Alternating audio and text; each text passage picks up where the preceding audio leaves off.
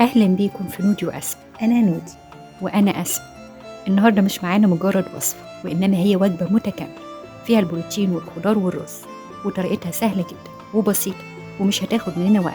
في أقل من ساعة هتبقى كلها جاهزة. هنعمل الرز مع الخضار ومعاهم فراخ طعمها مميز جدا، وهنعملها بطريقتين ما يتخيروش عن بعض. زي ما قلنا في البداية، طريقتها سهلة وبسيطة جدا. أثناء تسوية الرز هنلاقي برضو الفراخ استوت معانا.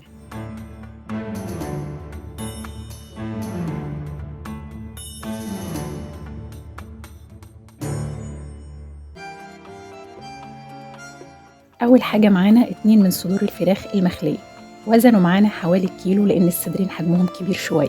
هنقطعهم شرايح طولية وتكون سميكة.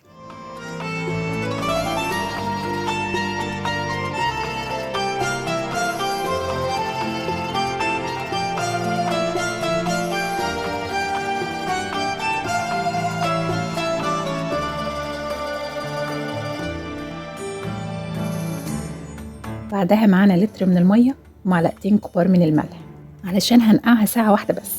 لكن لو حابين تبيتوا الفراخ يبقى معلقة ملح واحدة كفاية، وأنا بنقعها علشان تبقى طرية أكتر وتبقى مملحة بشكل حلو. لكن لو مش حابين تنقعوها عادي، لكن مش هتبقى بنفس الطراوة بعد النقع. هندوب الملح في المية وبعدها هنضيف المحلول على الفراخ ونغطيها ونركنها على جنب لمدة ساعة في التلاجة.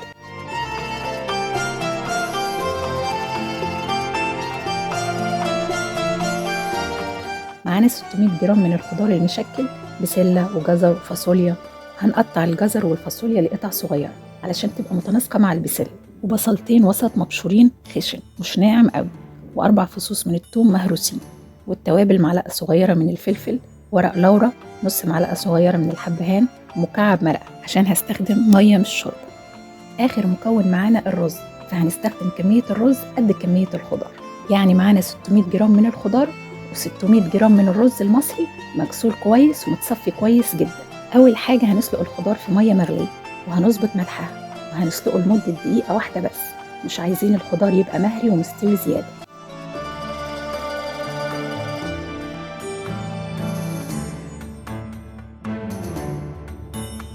ادي الخضار بعد ما اتسلق، هنصفيه ونحطه في مية فترة من الحنفية علشان ما يكملش سوا ونحافظ على لونه.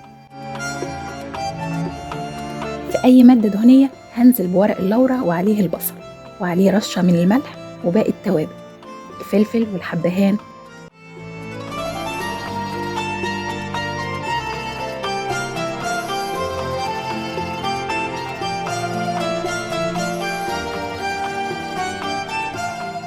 أول ما البصل يدبل شوية هنزل بالثوم تقلبتين ريحته تطلع، بعدها هضيف قالب المرقة.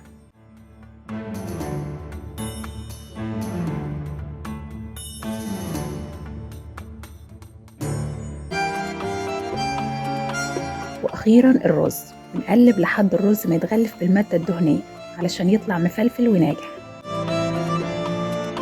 ادي شكل الرز، حتى لونه بيفرق بعد ما فلفلنا. هنضيف الملح ونضيف عليه المية المغلية، وكالعادة يدوب نغطي الرز بالمية وبعدها نسيبه على نار عالية. وأول ما نسوب المية ما يبقى مساوي للرز نضيف الخضار ونغطيه بغطاء محكم عشان مش عايزينه يخرج البخار. أو ممكن نجيب ورقة زبدة ونحطها على الوش وبعدها نضيف الغطا، وهنسيبه في المرحلة دي على نار هادية لمدة ربع ساعة أو تلت ساعة على حسب الرز ما يستوي. ولو لقيناه محتاج مية بعد 10 دقايق أو ربع ساعة ولسه فاضله شوية على السوا، بنسقسقه بالمعلقة، معلقتين أو 3 بالكتير، لأن الرز لما بنسوي معاه خضار مش بيحتاج سوائل كتير. أثناء تسوية الرز هنسوي الفراخ، مش بتاخد معانا وقت. هنخرجها من المحلول وننشفها كويس من المية.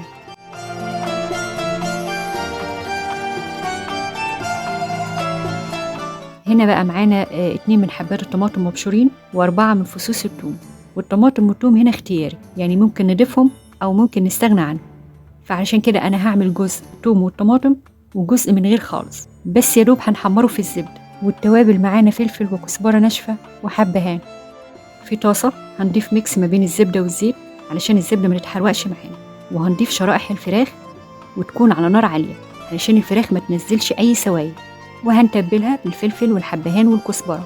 مش هنضيف أي ملح علشان هي أخدت ملحها أثناء النقع. أول الفراخ ما تاخد لون من تحت هنقلبها علشان نضيف عليها بقى الطماطم والثوم.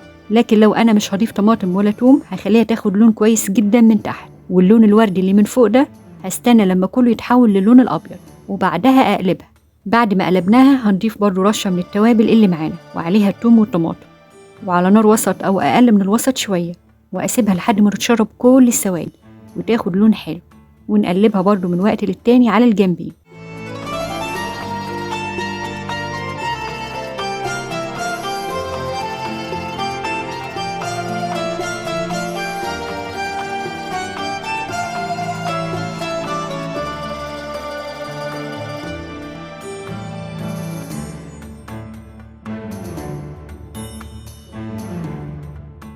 ده بقى شكل الفراخ من غير الطماطم ومن غير الثوم، استوت في الزبدة من غير أي إضافات، فبيبقى ليها طعم مميز كده، وبيبقى طعمها حلو على فكرة. بنسيبها تهدى شوية وبعدها بنقطعها، تبقى مستوية وملحها وتوابلها وكل حاجة فيها مظبوطة. ودي الفراخ بتاعت صوص الطماطم، بنسيبها لحد ما تتشرب الصوص تماما وتاخد الشكل ده كأنها مشوية، بيبقى طعمها مميز جدا.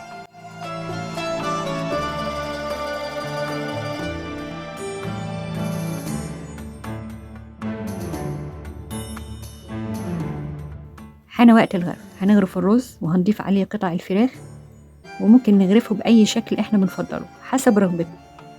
بجد الطريقة دي في الفراخ بتبقى مميزة جدا لأنها بتستوي بسرعة، مش بتاخد معانا وقت، وبتليق. ممكن نعملها ساندوتشات، ممكن ناكلها مع مكرونات أو مع رز بالخضار زي وصفة النهاردة، فبتبقى وجبة كلها متكاملة على بعض ومش بتاخد وقت. كده وصلنا لنهاية الوصفة، لكن وصفاتنا اللي جاية إن شاء الله مش هتنتهي.